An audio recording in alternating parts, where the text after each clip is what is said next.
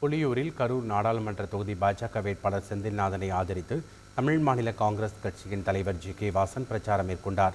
அப்போது பேசிய அவர், பிரதமர் மகளிர் திட்டங்களுக்கு அதிக முக்கியத்துவம் கொடுப்பதாக கூறினார்.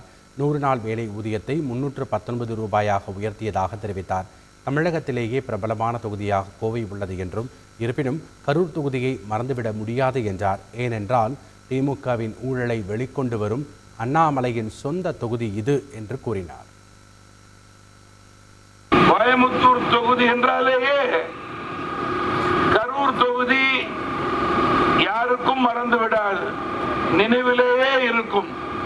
காரணம், இந்த தொகுதியினுடைய மண்ணின் மைந்தர் தமிழகத்தினுடைய பாஜகவினுடைய தலைவர் திரு அண்ணாமலை அவர்கள். திமுகவினுடைய வண்டவாளங்களை தண்டவாளம் ஏற்றிக் கொண்டிருப்பவர். முன்னேற்ற கழகத்தினுடைய ஊழல்களை வெளிப்படுத்தியவர். செய்திகளை உடனுக்குடன் தெரிந்து கொள்ள உடனே சப்ஸ்கிரைப் பண்ணுங்க.